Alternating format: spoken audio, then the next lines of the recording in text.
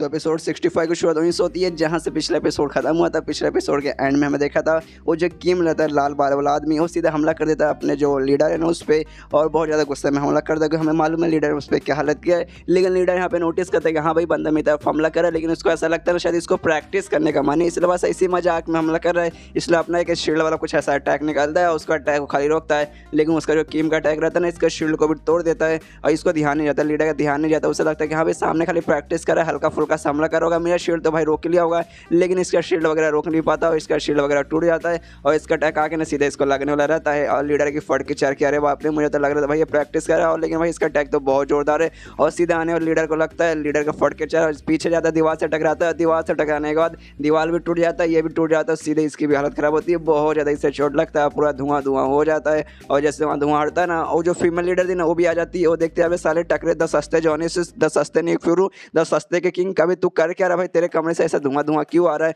और मैं तुझे अपने अंकल को लाने के लिए भेजी थी ना, मेरे अंकल कहाँ भाई, तू लेकर आया क्या। तब उस ध्यान जाता है कि हाँ भाई उसका अंकल है ना उसके सामने खड़ा है और यहाँ पे ना उस लीडर की कुटाई कर रहा है। तो भी उसको अंकल को देखते हुए अरे अंकल आप आ गए क्या भाई, ये टकला आपको लाने गया था। और तभी किम का ध्यान जाता है कि हाँ भाई मेरी भतीजी आ गई, और बहुत ज़्यादा गुस्से में अपनी भतीजे से यानी फीमेल लीडर से कहता है देखो मैं नहीं चाहता कि तुम इस टकले के साथ रहो, प्लीज़ इससे दूर रहा करो, इसके साथ कभी मत रहना, एक नमक हरामी और ठहर के इंसान ही है। यहाँ पे जो लीडर है ना उसको मार खाने का, तो भी सोचता है अरे बाप रे इतना पावरफुल कब से बन गया यार, मतलब मैं सच में सपना तो नहीं देख रहा, फिर सच में इतना पावरफुल बन गया। और भाई मुझे लगा था भाई ये खाली प्रैक्टिस करा, आराम से प्रैक्टिस करे से भाई छोटा मोटा अटैक करेगा, लेकिन बाप रे तो पूरा जोश लगा के पूरा ताकत लगा इसने साले ने मुझ पर हमला कर दिया था। अगर भाई मैं इतना स्ट्रॉन्ग नहीं रहता, मैं कम लेवल का बंदा रहता, तो भाई शायद मेरी मौत यहीं पे हो जाती। बहुत ज़्यादा गुस्से में चिल्लाते हुए किम से पूछता कि अभी साले मुझे तो लग रहा था तू प्रैक्टिस कर, लेकिन साले तू प्रैक्टिस ना करके बल्कि असल में तो मुझ पर अटैक करता, साले तू मुझ पर अटैक क्यों कर रहा था। ये सुनने देना किम उस पर जोर से चिल्लाता कहता है भाई साले जो कांड तूने किया ना उसके बाद से तू बोल कैसे सकता भाई, तेरी बोलने की हिम्मत कैसे, भाई तुम्हें सब बात कैसे कर सकता है, एक नंबर कमी नहीं सर,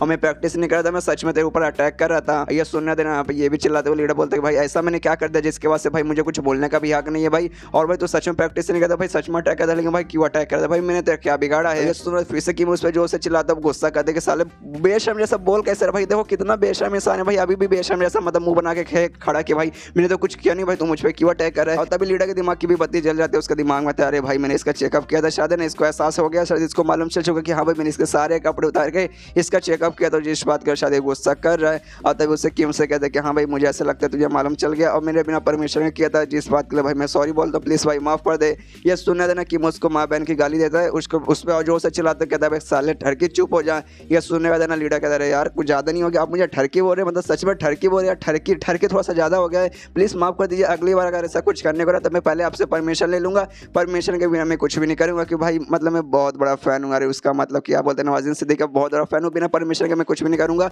अगली बार मैं पक्का आपसे परमिशन ले करूँगा। ये सुनने का देना किम और उस पर जोर से चिल्लाता कहता अच्छा भाई तुझे अगली बार भी करना है, और फिर अगली बार तो मेरे से परमिशन मांगेगा, रुक साले मैं तेरी तो अभी तेरी हालत में खड़ी करता हूँ। अभी माहौल ऑकवर्ड हो जाता है, दोनों आपस में झगड़ा करे, जो फीमेल लीडर सब देख रहे लेकिन उसको कुछ भी समझ नहीं आ रहा। उतने जो फीमेल लीडर है ना इससे कहती है टकले से कहते कि हाँ शायद तुम्हें इन्फॉर्मेशन वगैरह मिल चुकी होगी, तुम्हें जो जाने वाला इन्फॉर्मेशन है और कब जाना शायद तुम्हें मालूम चल चुका होगा, तुम्हारे जो सुपीरियर है ना तुम्हें इन्फॉर्म कर दी होंगी कि हाँ भाई 2 दिन बाद है ना तुम्हें जाना पड़ेगा हेडक्वार्टर में, जो मतलब वहाँ जो बड़ा हेडक्वार्टर है ना वो कैपिटल का हेडक्वार्टर, तुम्हें वहाँ पे जाना पड़ेगा, तुम्हें मालूम चल गया ना। तो ये सुनने के बाद ना लीडर कहते हैं कि हाँ भाई मुझे मालूम चल चुका है, 2 दिन में भाई मैं भी निकल जाऊँगा, लेकिन उससे पहले मुझे अपना अच्छा सा चेकअप वगैरह करवाना कि हाँ भाई मुझे में कुछ गड़बड़ तो नहीं है, मुझे कुछ चोट वगैरह लगी है कि नहीं। और इतना बोलने वाले ना वहाँ से वो निकल जाता है, और जैसे वहाँ से निकलता है ना ये जोर से चिल्लाता है, मतलब जो किम है ना जोर से चिल्लाता है और अपनी भतीजी से कहते हैं कि देखो मेरी प्यारी भतीजी कुछ भी हो जाए लेकिन इस आदमी से, इस ठरकी आदमी से दूर रहना, इसके पास रहने की कोई भी जरूरत नहीं है। ये सुनने के बाद है ना ये उससे पूछती है, फीमेल लीडर उससे पूछते अरे क्या होगा, मतलब क्या हुआ भाई, आप दोनों के बीच में क्या चल रहा था भाई, आप एक दूसरे के साथ झगड़ा क्यों कर रहे थे,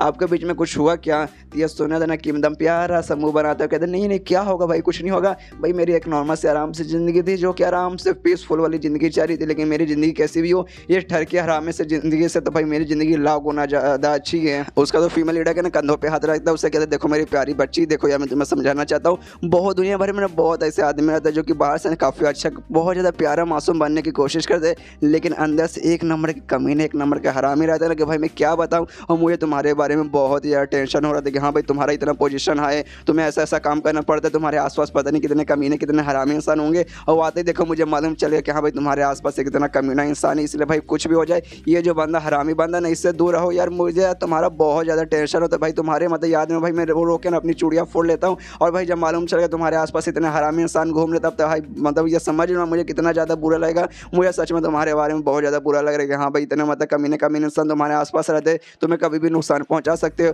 और उस टकले के बारे में मुझे ना तुम्हें एक कमाल की बात बतानी है ना, एक तुम्हें ना एक चीज़ है ना तुमसे छुपा के रखा है। उसने ना यहाँ पे ना 2 सीक्रेटली ना 2 मेंबर्स वगैरह को जॉइन करवाया है और दोनों के दोनों ना उसी के बच्चे हैं। मतलब फैन और सांग के बारे में बात करें, इसको ऐसा लगता है कि हाँ भाई ये उसके साथ गोद लिए हुए बच्चे हैं और बताता है कि हाँ भाई 2 बच्चों को उसने यहाँ पे एडमिशन दिया, मतलब भर्ती किया और दोनों को दोनों उसके बच्चे। ये सुनने का यहाँ पे फीमेल लीडर भी कन्फ्यूज़ करे, बाप रे ये क्या बात करे मेरा चच्चा जान की, मतलब कौन किन किन के बारे में बात करे भाई, किन को उन्होंने भर्ती किया है। फीमेल लीडर भी जाती है पूरा चेक करती है उसके डॉक्यूमेंट में क्या लिखा था। हमने वहाँ पे लिखा था कि हाँ भाई ये बंदा ना उनका गार्डियन है, तो इसको भी यकीन हो जाता है कि हाँ भाई पक्का वो दोनों बंदे हैं ना भाई इसी के बच्चे होंगे। तो इसको भी थोड़ा सा गुस्सा था कि साले टकले ने मुझे धोखा दिया, मतलब उसके 2 बच्चे पहले से थे। और तभी इसके पास ना बंदा आता बताता कि हाँ भाई जो मतलब वेस्ट साइड का और इस साइड का जो भी डिफेंस था ना हमने उसको बढ़ा दिया है, वहाँ पे हमने ढेर सारे बंदों को भेज दिया। इसलिए भाई वहाँ का डिफेंस ना बहुत ज़्यादा स्ट्रॉन्ग बन गया है। लेकिन भाई जो साउथ और नॉर्थ साइड का डिफेंस है ना उसको स्ट्रॉन्ग बनाने में अभी थोड़ा सा टाइम लगेगा, कम से कम 2 दिन का और टाइम लगेगा। और मुझे नहीं लगता भाई वहाँ का डिफेंस हम लोग है ना उतना स्ट्रॉन्ग बना पाएंगे, क्योंकि हमारे पास ना बंदों की कमी हो गई, हमारे पास और भी बंदे चाहिए। तो ये सुन रहे थे ना फीमेल लीडर बोलते कि हाँ भाई उसका टेंशन नहीं है, हमने कुछ बंदों को जो नए बंदे मतलब एडमिशन लिए थे ना